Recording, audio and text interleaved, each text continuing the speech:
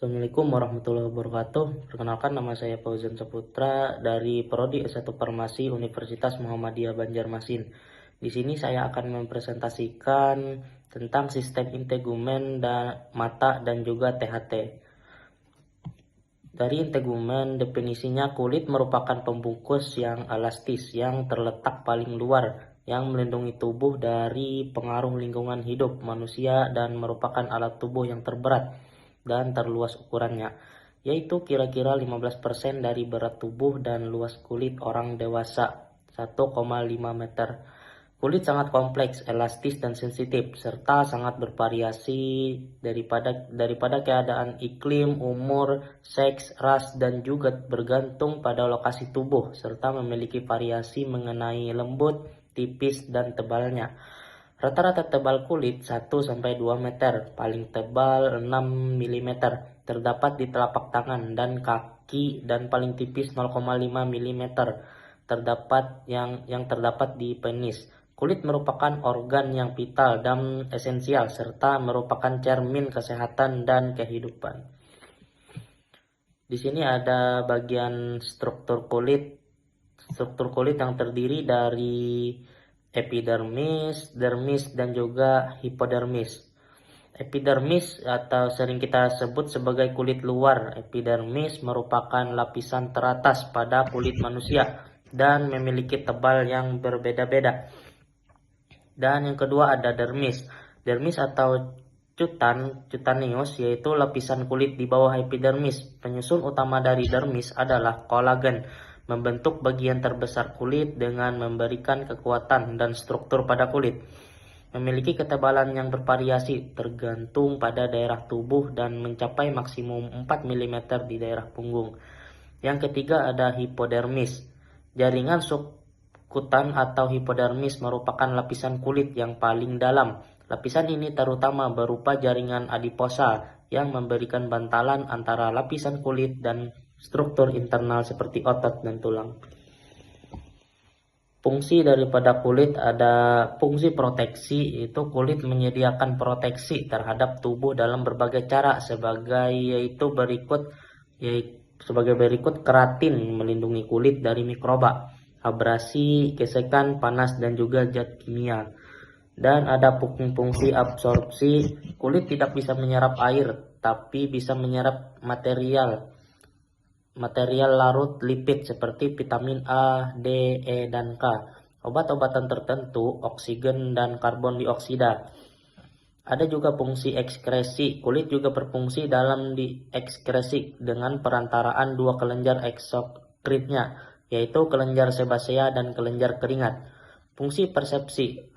Adapun kulit persepsi itu kulit mengandung ujung-ujung saraf sensorik di dermis dan subkutis terhadap rangsangan panas yang diperankan oleh badan-badan rufini di dermis dan subkutis. Dan masuk ke sistem mata. Definisinya, manusia memiliki bentuk mata hampir bulat dengan panjang maksimal 24 mm. Bola mata berada di bagian depan. Di bagian depan kornea mempunyai kelengkungannya yang lebih tajam, sehingga terdapat bentuk dengan dua kelengkungan yang berbeda. Sklera, uvea, dan retina merupakan lapisan jaringan yang melapisi bola mata. Saat mata dikeluarkan dari orbita, dapat dilihat beberapa bidang asimetris dengan diameter sagital sekitar 24-25 mm dan diameter traserval 24 mm dan juga volume sebanyak 6,5 cc. Dan di sini fisiologi matanya ada pertama itu kornea. Kornea merupakan lapisan cembung, transparan, dan tipis seperti lensa kontak yang terletak di bagian terdepan bola mata, di mana sinar masuk dan difokuskan ke pupil. Lanjut kedua, aqueous humor. Aqueous humor terletak di antara kornea dan lensa. Lensa aqueous humor dan vitreous humor mirip dengan air di dalam beberapa aspek dan tidak besar efek kerusakan yang dialami saat mengalami kontak dengan radiasi. Lanjut ketiga ada pupil dan iris mata. Pupil adalah celah atau bukaan berwarna hitam. Berwarna hitam itu karena pupil mengabsorpsi pigmen di dalam retina dan berbentuk lingkaran pada bagian tengah iris. Jaringan pewarna yang memberikan eye color, warna di depan mata. Lanjut keempat ada lensa. Lensa terdiri dari lapisan epitel yang menutupi massa dari serat lensa, terutama yang terbentuk dari protein, disebut kristalins, yang kemudian lebih disempurnakan oleh cahaya dari kornea. Lanjut yang kelima ada uvea. Uvea merupakan jaringan vaskular lunak bagian tengah mata dan dilindungi oleh kornea dan sklera, yang terdiri dari atas 3 bagian yaitu iris, corpus silaris, dan koroid. 6. Koroid. Koroid merupakan segmen bagian mata di posterior uvea di antara retina dan sklera yang dibentuk oleh arteriol dan anyaman kapiler berpenetrasi yang padat, melekat longgar ke sklera dan memiliki aliran darah yang banyak, serta berfungsi memberi nutrisi pada lapisan luar retina bagian dalam dan berperan dalam homeostatis temperatur dan volume mata. Lanjut yang keenam ada badan siliar. Badan siliar atau corpus ciliaris tersusun atas otot melingkar yang fungsinya mengatur tegangan kapsul lensa sehingga lensa dapat fokus pada objek jarak dekat dan jauh dalam suatu lapang pandang. Yang ketujuh ada sklera. Sklera merupakan lapisan pembungkus fibrosa bagian luar yang memiliki ketebalan kurang lebih 1 mm dan hampir seluruhnya tersusun atas kolagen. Sklera memberikan bentuk bola mata, menjadikannya kaku dan melindungi bagian internal dari mata. Dan yang terakhir, ke-8 ada retina. Retina adalah suatu membran yang bertugas sebagai reseptor untuk menerima sinar cahaya dan terdiri dari banyak serabut dan sel saraf yang tersusun atas sel batang dan kerucut dengan fungsi-fungsi yang terpisah. Lanjut masuk ke sistem THT, telinga, hidung, dan tenggorokan.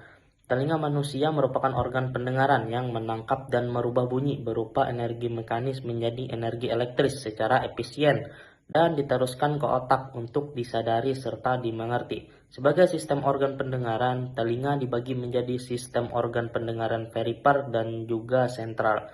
Sistem organ pendengaran perifer terdiri dari struktur organ pendengaran yang berada di luar otak dan batang otak, yaitu seperti telinga luar, telinga tengah, telinga dalam, dan saraf cochlearis. Sedangkan organ pendengaran sentral adalah struktur yang berada di dalam batang otak dan otak, yaitu nucleus cochlearis superior, nucleus olfactorius, lemnicus lateralis, collicus interior, dan cortex cerebri, lobus temporalis, area Wernicke. Ini adalah bagian-bagian telinga dari perifer yang terdiri telinga luar, telinga tengah, dan juga telinga dalam. Masuk ke bagian telinga yang telinga luar atau bisa disebut sebagai auris externa. Fungsi utamanya adalah menangkap gelombang suara dan menyalurkannya ke dalam telinga. Bagian-bagiannya ada daun telinga, pinna auricula. Bagian yang tampak di luar terbuat dari tulang rawan, berfungsi menangkap gelombang suara dari lingkungan. Dan ada juga saluran telinga luar, atau bisa juga disebut meatus acousticus externus. Terowongan yang mengarahkan suara ke gendang telinga juga menghasilkan serumen kotoran telinga yang melindungi dari debu dan juga serangga. Dan ada juga gendang telinga, yaitu bisa disebut sebagai membran timpani. Adalah selaput tipis yang bergetar saat terkena gelombang suara, mengubah energi suara menjadi getaran mekanis. Lanjut ke bagian telinga tengah, yaitu auris media. Fungsi utamanya adalah meneruskan dan memperkuat getaran suara dari gendang ke telinga dalam. Bagian-bagiannya ada 3 tulang pendengaran kecil, bisa juga disebut osikula. Ada malleus martil terhubung langsung ke gendang telinga. Ada juga incus, yakni landasan yang menghubungkan malleus dan stapes. Ada stapes, yakni sanggurdi yang menyalurkan getaran ke jendela opal telinga dalam. Ada juga tuba eustachius, tuba auditorius, saluran yang menghubungkan telinga tengah ke bagian belakang hidung. Nasofaring berfungsi menyamakan tekanan udara di kedua sisi gendang telinga. Lanjut ke bagian telinga dalam atau bisa juga disebut auris interna atau labirin. Fungsi utamanya adalah mengubah getaran menjadi sinyal listrik dan menjaga keseimbangan. Bagian-bagiannya ada koklea, ya, bisa juga disebut sebagai rumah siput. Strukturnya berisi cairan dan sel rambut sensorik, mengubah getaran menjadi impuls listrik yang dikirim ke otak lewat saraf pendengaran. Dan kedua ada kanalis semicircularis, saluran setengah lingkaran, bagian dari sistem vestibular, mengatur keseimbangan dan posisi kepala. Yang ketiga ada vestibulum, bagian penghubung antara koklea dan kanalis semicircularis, juga berperan dalam keseimbangan. Dan yang terakhir ada saraf vestibuloclear, atau bisa juga disebut sebagai nervus vestibuloclearis, yang gunanya menyampaikan informasi suara dan keseimbangan ke otak. Mungkin sekian, terima kasih. Wassalamualaikum warahmatullahi wabarakatuh.